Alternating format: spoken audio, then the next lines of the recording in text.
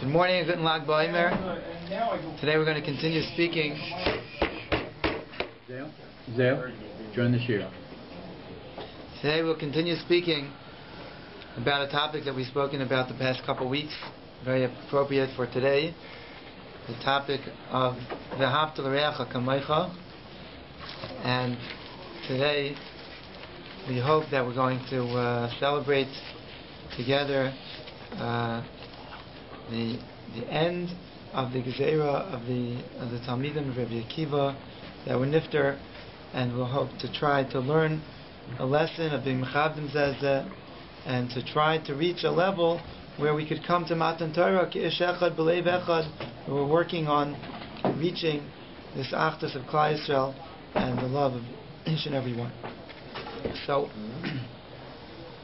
the last week we mentioned Rambam and Pirush Mishnayos, that the Rambam says that Talmidei Chachamim who kept all the halachas of Trumas and Maasros and Tahara, Tumah and Tahara, they were called Chaverim. So this Rambam said in Maseches Demai, Perek Beis Mishnah Gimel, says that why is it that a Talmid Chacham is called a Chaver? And he says that he gives a possible reason. He says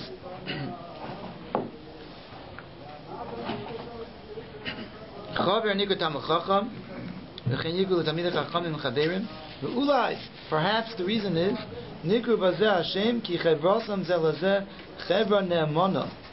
the reason is because they have a faithful friendship, because they're dedicated to one another, to really helping each other. And this is what we're striving for. This is the way it's supposed to be. It has to be that Talmidei Chachamim and all of us that we're striving to keep the Torah, that it's not just that we're out for ourselves, but we're out for all of Klal Yisrael. And when we have a friend, a friendship, a group, it's not just that what do I gain from this friendship, but we're in it for each other. The Torah was given to Klal Yisrael. Ki'ish echad b'leiv echad wasn't a coincidence that there was one time in the entire history that Klal Yisrael reached this madrega of achdus, of unity and coming together. The reason was because HaKadosh Baruch Hu only gives Klal Yisrael the Torah in its entirety when you have the entire Jewish people together in this achdus. Today we're going to get, as Hashem, to understanding the mitzvah of V'ahavta l'reacha kamocha b'derech HaKabbalah, the way it comes from the teachers of the Kabbalah, of the secrets of the Torah that Hashem Bar Yochai revealed and taught, and Be'ez Hashem we're going to get there. So this is something that we can work on through the coming weeks, that this is what Rabbi Akiva taught his Talmidim, Zeh Klal Gadol b'Torah. Rashi brings in Chumash that Rabbi Akiva said, Zeh Klal Gadol b'Torah, V'ahavta l'reacha kamocha. So we're going to see that this is not just something that we learn from HaKadosh Baruch Hu. This is what we're going to see. The main source that I have today is the Timer Devara. It starts on the Midah of the Talmud Devara, the Sefer from Moshe Cordovero. That was one of the great teachers of Kabbalah generation, the same generation a little bit before the Arizal and Tzvas, and taught the Torah of the Zohar and the secrets of the Torah. So the Timer Devara has a sefer on the Yud Gimel Midas Arachnim of HaKadosh Baruch Hu, and each one, what we can learn from there, how we can emulate that midah of HaKadosh Baruch Hu. One of the mitzvahs that we have, that's a constant mitzvah, is the mitzvah of halachta b'drachav. Sometimes people think that to act with midas tovos is a nice thing, it's a good thing, it's something to strive for, but the truth is there's a mitzvah deraisa that HaKadosh Baruch Hu shows to us His midas of goodness and of mercy and of giving and benevolence, and Ma'u Chanun Af'ata Techanun, Ma'u Rachum Af'ata Terachum. So this, for us to learn the ways of HaKadosh Baruch Hu, and the love of HaKadosh Baruch Hu has for all of humanity, and especially Klal Yisrael, for us to emulate that, it's a mitzvah deraisa. It's not just... It's listed as a mitzvah deraisa by Rambam or by... I was recently learning the Sefer of Mitzvahs from the Chavetz Chaim, and it's one of its, like, its fifth or sixth mitzvah, mitzvah deraisa, mitzvah say, it's Nageh B'zman Hazeh, listed as a mitzvah Tmidus. I don't know if all the Ma'anei mitzvahs list this as a mitzvah deraisa. But certainly, it's not just a nice thing. It is known that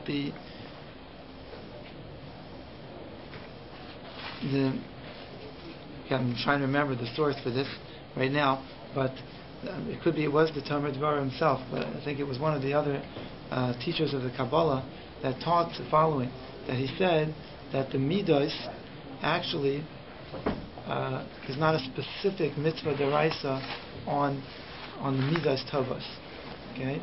But the reason is, he says, because what's the foundation before all of the mitzvahs is having midas tovos. So it's really more important than all of the mitzvahs that come after it. It's because this is the underlying principle that everything is built upon. This is the premise. So, but the Chavetz Chaim does count it as a mitzvah deraisa of V'alachtu b'drachav. The Talmud Dvara builds the mitzvah of V'ahavta l'reacha kamocha on this pasuk, on one of these Gimel midas of Rachamim. The midah is the she'eris nachalasai. Okay, we're going to speak about that in a second. Many of us don't usually ever say this pasuk except by Tashlich. We go to Tashlich and then we say the pasuk. Really, Tashlich is very short. There's a lot of supplications beforehand, maybe after, but there's one pasuk, Mikel Kamaycha, Naisi Abayin Va'ever Al Pesha. The She'eris Nachalasai is sectioned out as being a separate midah. The She'eris Nachalasai means, could literally be translated, She'eris Nachalasai means She'eris could mean a remnant. It could mean, in the way the Talmud Dvorah is taking it, is a she'er is somebody who is a relative, a blood relative, somebody who is your own flesh. And the Kodesh Baruch Hu called Klal Yisrael not just Nachalasai, not just Hashem's portion, but He also calls us Klal Yisrael she'eris, that we are His blood relatives, we're His flesh, so to speak, Kodesh Baruch Hu's own close family. Okay. Now, I was recently listening to a recording from Rabbi Yaakov Weinberg, the Rosh Yeshiva of Ner Yisrael, and Zatzal, and I was learned by him in Ner Yisrael in Baltimore, and he spoke about a theme that he spoke about in a number of occasions, but he spoke about how our society today challenges this midah b'ahavta l'reacha kamocha in a very great way. If we learn the lessons of the street, the lessons of the environment around us, then we're put in a very dangerous place towards this mitzvah b'ahavta l'reacha kamocha. And why is that? Because and it could be it's human nature, but it's all the more so the society around us is building the idea of competition. And competition means that each person wants to excel, wants to stand out, wants to be better than the next.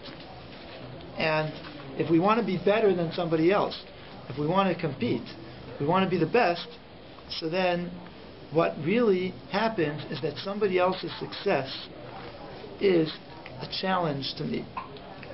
If somebody else does well, if somebody, let's say you're in the Beis Medrash and you're learning, and your friend says a pshat, and you say a pshat, and your pshat's very good, but you hear that your friend's pshat is even better, So if you are operating with the midah of competition, so then your friend having a good shot is a challenge to you.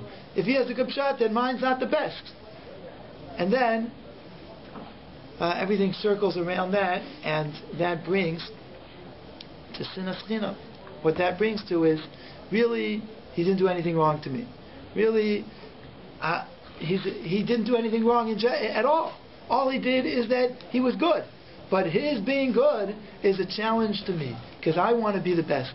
So, in a sense, could we say it's sinas chinam?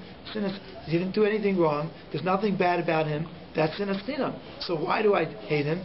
What I hate him is because I don't want him to be matzliach. Because if he's matzliach, that takes away from me. That's sinas chinam. So,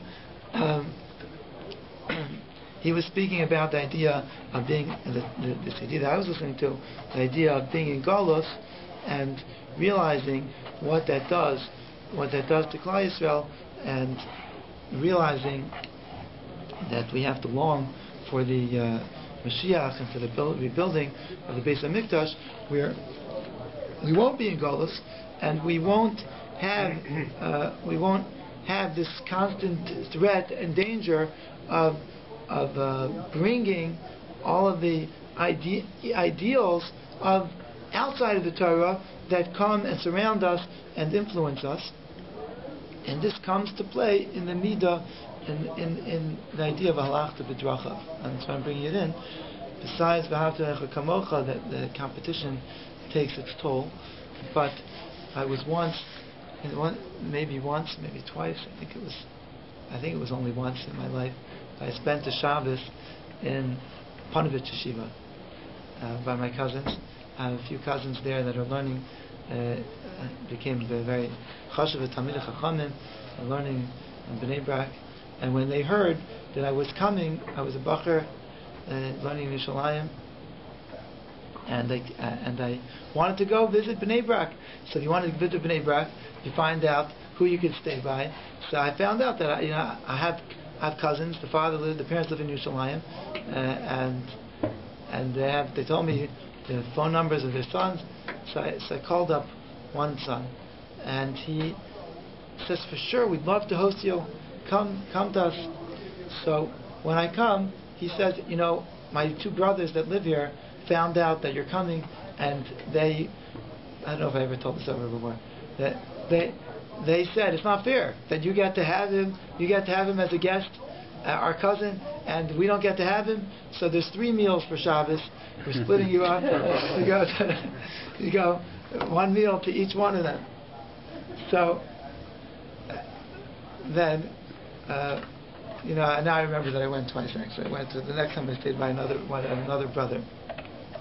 But the Achnas Archim was beautiful, and over Shabbos they had a 2-bedroom apartment, and during Shabbos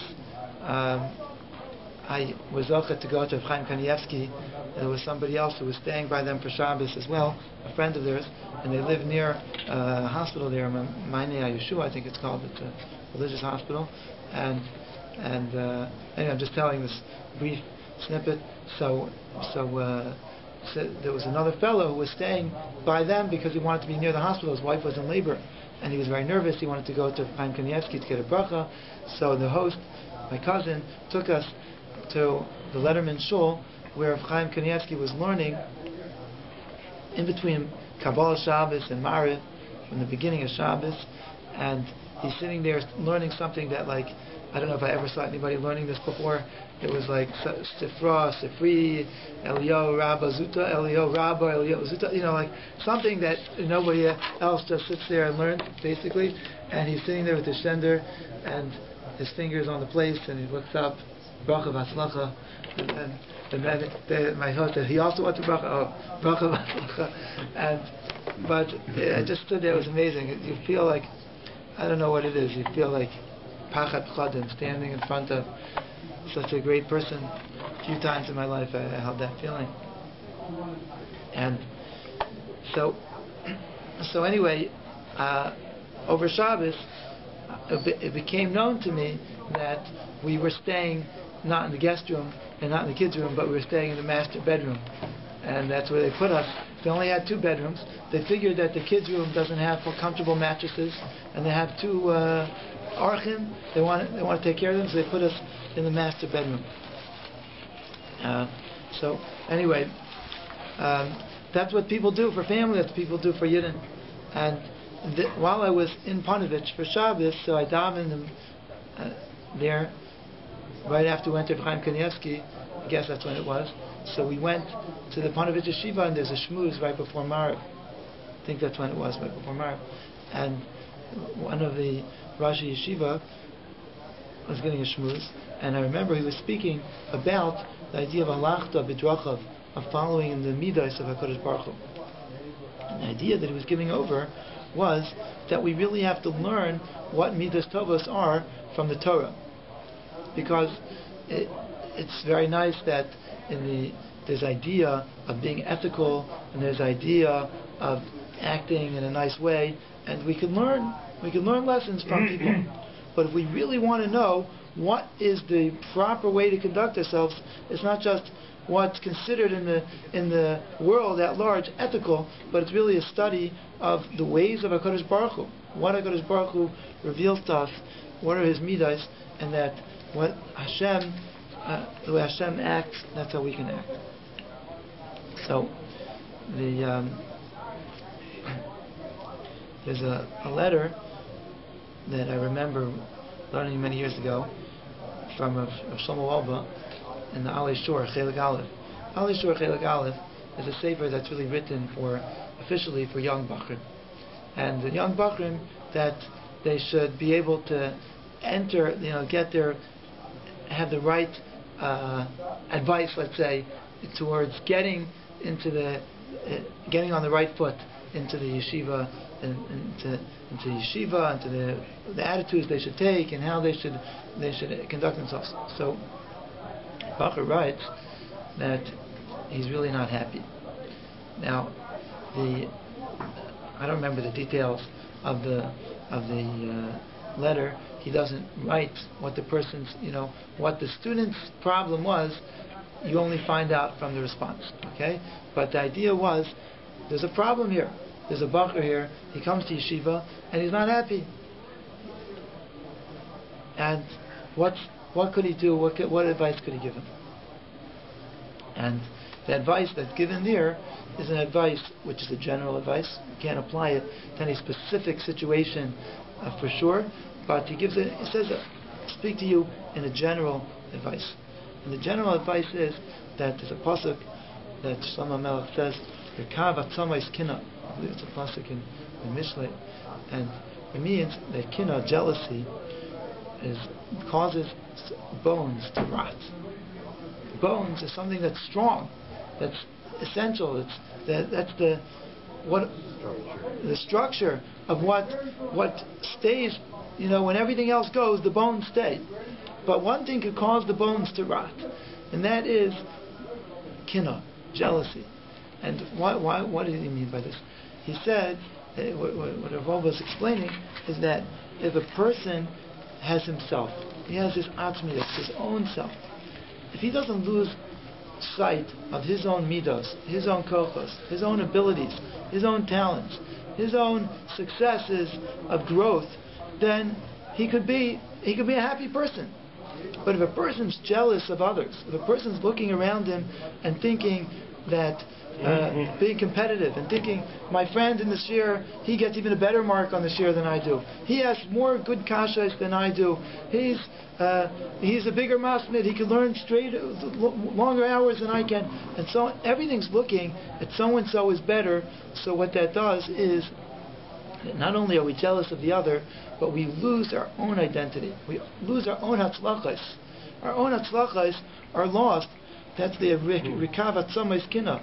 That our own essence, our own who we are, we could lose it. How could we lose it? If we're jealous of others. And that's what could take away that could cause the atzamais to rot.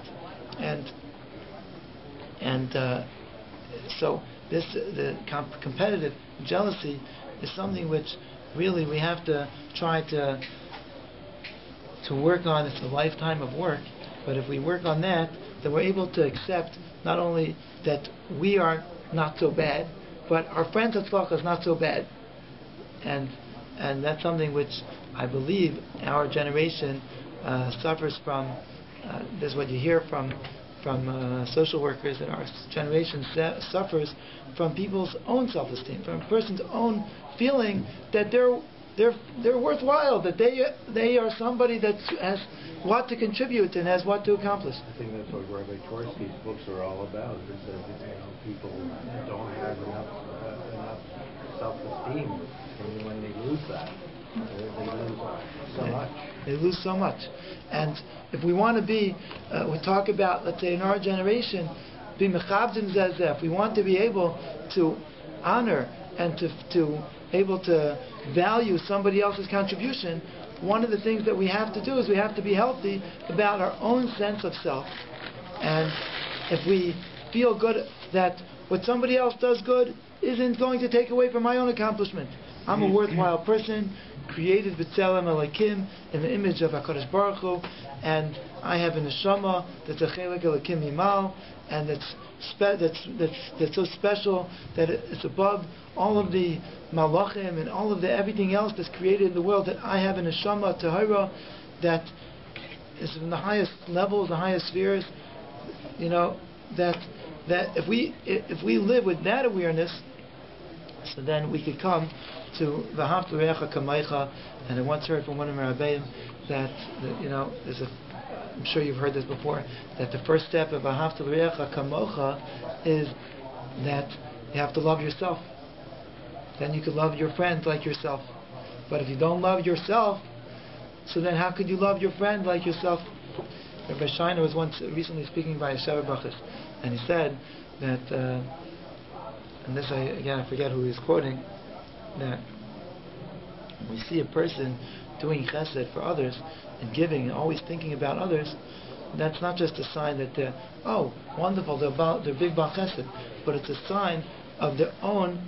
There could be exceptions, but it's a sign of their own personal inner health. Because if a person feels good about who they are, then they're not always focused, self-centered. They're not always thinking about what their own needs are. They feel good about who they are. They're ready to be opened up, to look towards others, to think about others, to help others. That's a sign of a healthy sense of self. When a person is able to open up, to look around them, to think about others. I don't know which American writer said it, but the general North American attitude, saying something like, "It's not enough that I succeed; my friend must also fail." I read that. To use the language of economists, they view it as a zero-sum game. There's only so much success to go around, and I want more than I want as much as I can get. We live in such a world that there's only a certain much of hatzlacha to go around, and either I have it or you have it. That's right. And we can't both have it. Attitudes, and we see it mostly in politics these days. That it's not that you have an opinion, I have an opinion. I have an opinion, you have nothing. You see, the exception to this is the food court in the mall. Okay, explain this one. It's easy. It's actually easy. It's a very messianic view. If we're all together, we'll all do more business. It's true. It's true. Yeah. Okay. It's not a zero-sum game. What? It's not a zero-sum game. That's right. But some come and some go. I'm sure what that means. So when we have emunah, talking about hatzlacha and parnasa, if we have emunah in HaKadosh Baruch Hu, that a person's parnasa is from him, right? And what HaKadosh Baruch Hu allots for one person, somebody else cannot even touch or take away, even come within it, even a hair's breadth, to enter in to his sphere of what belongs to another person. So then we don't have to be jealous, because we know that HaKadosh Baruch Hu gives each person what's coming to them. And we could even, not only that, imagine, we've seen such things as special yidden that were able to help somebody else who was in their own profession, that we're able to give advice and help them get started and help them out. And we know such special yidden that we're able to help others who are even in the same profession as themselves. So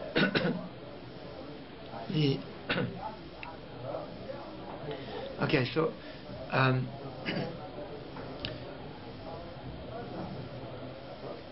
one thing that we mentioned before we continue, excuse me.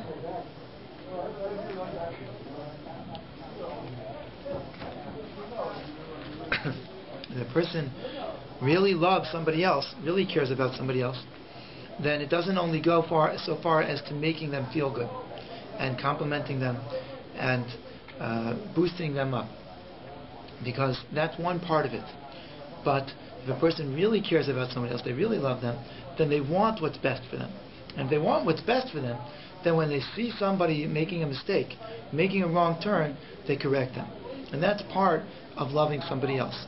If you just stand by them when they say, good morning, so nice to see you, that's a level. When you congratulate them when they have a simcha, and that's a wonderful level.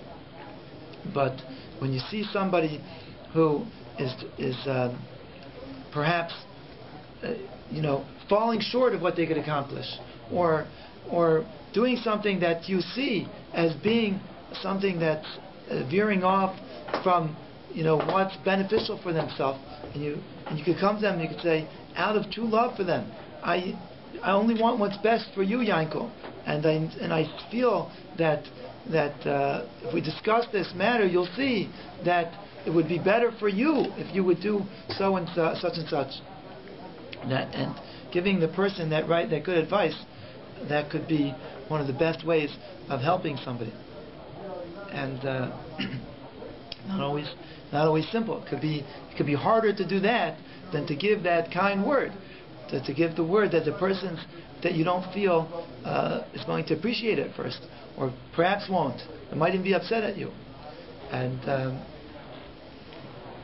I feel from my own experience, I've told people this before, that sometimes a person's giving me tochacha, and my response wasn't the best response. I argued with them. I told them they're wrong. I told them why I was right. And you know what happened? After the conversation was over, I walked away and I said to myself, you know what? Maybe they have a point. Maybe they have a point. Maybe they're right. So sometimes we could give a person advice that we don't see. It could be a child. It could be a friend. And we don't see that there was any ear that listened to us. But I don't think that it's not worth it because of that. Because after it's all said and done, even if the person, as let's say it was the case with myself, was too proud to say that they made a mistake, but once they go back home and the pride is not the issue, they're not talking to you, they don't have to admit to you they made a mistake, they could at least to themselves, they could admit it, and the advice was worthwhile. The teichacha was worthwhile. Isn't that a lesson on how to give the advice? For sure. If somebody had said to you, look, you don't have to take a position on it, just give it some thought. It might have been much easier for you to come to the right conclusion than if you had to lose an argument. Right. You make it an argument. Yeah. You make it into arguments, and then already at that point you're putting the person that he wants to wants to be on the defense. You're right. That's a very good point. To think of doing it b'chachma. One thing that we quoted last week is I have a sefer here. One of the sources I was using is sefer Har Yirah from Rabbi Finkel, who was one of the mashgichim in the Mir Yeshiva, and Rabbi Finkel, and I believe he's a grandson. I think he's a grandson of the Alter of Slobodka, and so I still give shmuzim. That when I was a Talmud in the Mir, there was two mashgichim that gave shmuzim. One was Shlomo Volba Al Ishur, and the other one was this L'Halda Ben Chaim L'Chaim Rabbi Finkel, and Rabbi, I knew, like when I was hearing it, that this was like one day I was going to tell my children I heard shmuzim from the Ali Shur, because he had already become like the father of the Musar in this generation of Mashkichim. He was able to put it down into writing and to be mechanech in another generation. But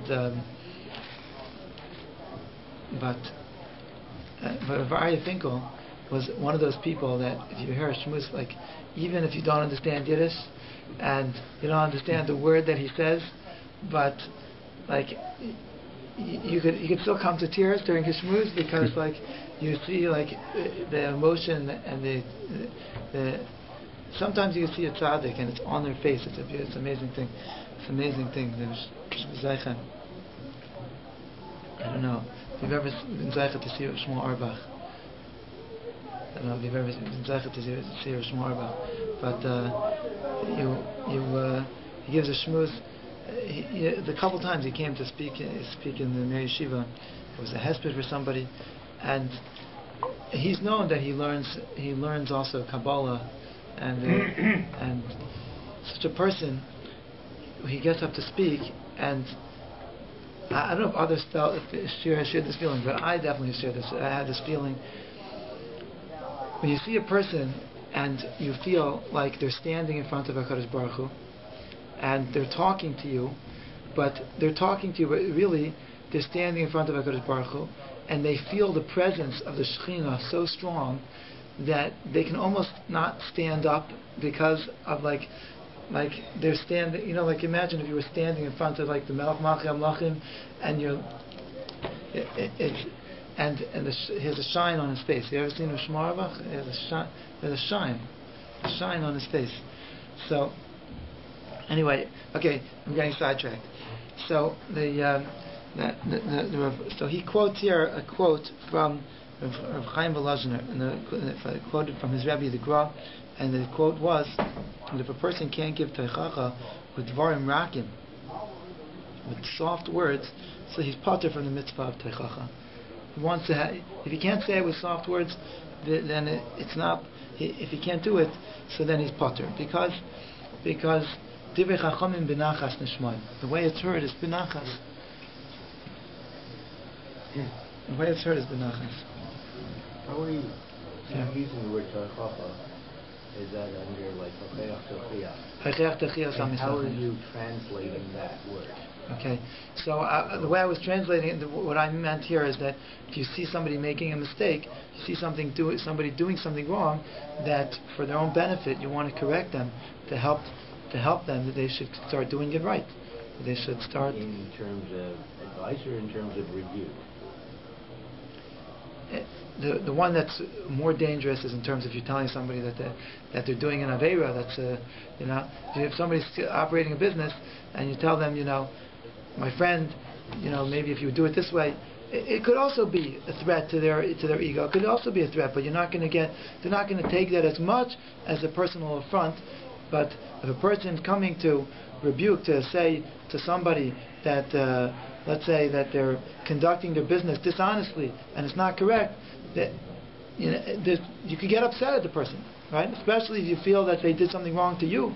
So then for sure you could get upset. I only brought it up because we've been discussing this in another year for a few weeks already, and Rabbi brought Rabbi Yaakov Kamenetsky's position or actually writing on this, and we're showing that it's not an issue of rebuking somebody. Actually, as I said, if you know you can influence somebody, then you can advise them to do it.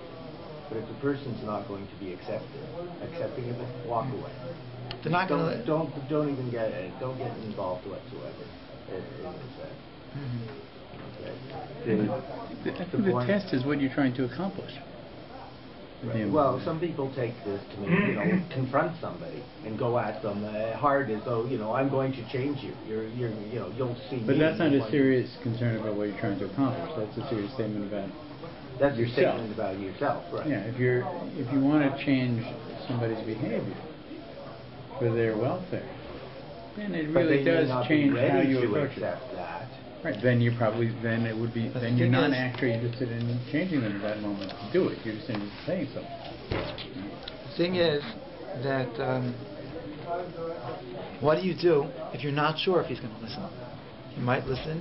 He might not listen. It was interesting because, and this was given over from somebody who had actually, her father had actually been walking with him and saw this in action. Where, if I remember, I don't remember the situation, but as the words went, basically was, I'm not sure if you know this, but if you do, please ignore what I said. So, you might want to reconsider if you don't know that you should be doing it this way. However, if you know what you're doing, please ignore my intervention. Interesting. So what, somebody had seen that in action. Sometimes, if you don't know if the person's going to listen, but if you could say it in the right way, we have an achrayus, a responsibility towards our fellow Jew, even if we don't know if they'll listen. Let's say.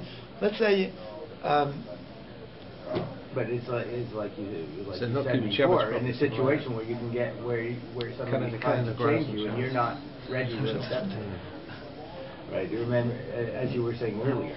So even if a person doesn't know if somebody else is going to listen, they cannot excuse themselves by saying that maybe they won't listen. I have a friend that doesn't know, let's just say, about the beauty of Shabbos, and I could invite him to come to my house for a Shabbos Suda and expose him to the beauty, and maybe I could even show him that what he's missing and help him, and maybe he won't take to it. Maybe he'll say, no, I can't come.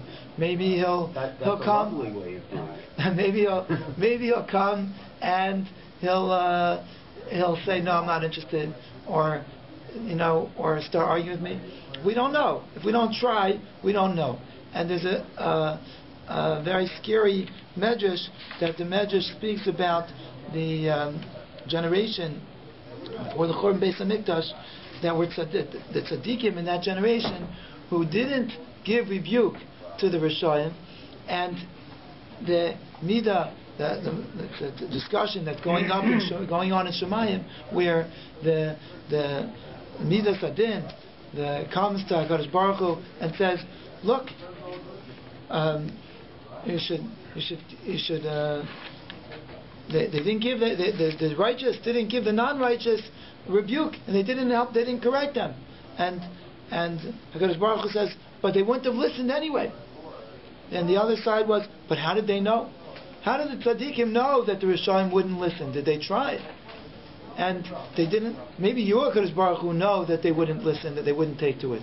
But these people don't. They don't know. They were obligated to at least try. So whether we're successful or not in helping somebody else start keeping another mitzvah or stop doing an aveira, which we feel that we know that we know from the wisdom of the Torah that is the correct thing, and we would wish for them to do. We can't say no.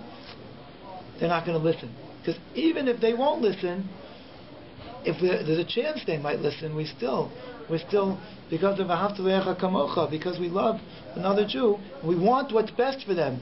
We want what we want for ourselves. What we want for ourselves is the true good. So if we know what's really, really good, that's what we want for somebody else as well. We don't want them to fall short of what we would want for ourselves. Now, if we have a few more minutes, and we do, I would like to now focus on the Kabbalistic aspect of the mitzvah Ahavta L'Recha Kamocha from the Sefer Tomer Devorah, and that is the following: the same way that HaKadosh Baruch Hu treats us, Klal Yisrael, and speaks about us as She'eris Nachalasai, as we are His family, we're one with Him, we're part of the same guf, part of the same body, the same flesh, so too, that's how we have to look at every Yid, at every Jew, that we're all part of one body. And I'll read you a lesson here. There are parts of it that I don't understand, because like I said, Kabbalistic, but so I'll read parts of it.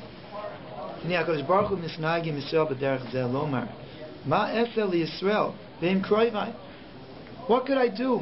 What could I do to Klal Yisrael? I feel I want to do something that to them that because of their sins but would hurt them, that so to speak, that would be painful to them. But what could I do to them? They're my own flesh. This is a Kabbalistic term. They're like HaKadosh Baruch Hu's mates. HaKadosh Baruch Hu says, my daughter, Achaisi, my sister, Imi, my mother. All these different terms. Okay, I don't know each one what it refers to the depth. Klal Yisrael is referred to like HaKadosh Baruch Hu's. All the feminine side. Yeah, HaKadosh Baruch Hu being the husband, and Klal Yisrael being the wife, HaKadosh Baruch Hu being the father, and Klal Yisrael being the daughter, Hashem being the brother, Klal Yisrael being the sister, HaKadosh Baruch Hu being the son, and they're his mother. Klal Yisrael is his mother. But the common denominator between all of these is that the Talmud Devorah is bringing out is that it's all so close that it's all blood relatives. The Chiba, the Korva, Chsiv, Yisrael Am Kirayva, Mamish Korva Yesh La Yimayim Uban of him. That's what it means that HaKadosh Baruch Hu is saying, Naise Avain Va'ayver Al Pesha L'She'eres Nachalasai. What HaKadosh Baruch Hu is having mercy and having patience and giving Klal Yisrael a second chance to do tshuva, l'she'eres nachalasai. Okay, even if Klal Yisrael sins, so heim nachalasai, they're still my people, and they're still and how could I punish them? I'll have a little bit more mercy. I'll endure it longer, because how could I? If I punish them, the pain is my pain, HaKadosh Baruch Hu says. And all of the tzara of Klal Yisrael, HaKadosh Baruch Hu has pain. Now, skip the next few lines. Say the same thing a person with his fellow man. Kol Yisrael him sher basar elu im elu. Why is this? Because the neshama is klulos yachad.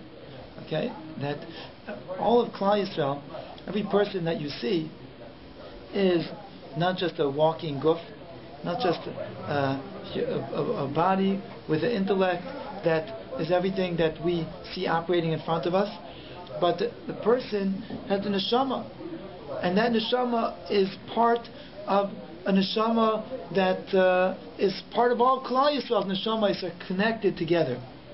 And because all of Klal Yisrael's neshamas are connected together, each one has a portion in the other one's success, in the other one's shortcomings. Everyone yesh bazeh chelek, yesh bazeh chelek zeh uvazeh chelek zeh. Everyone shares the same portions. And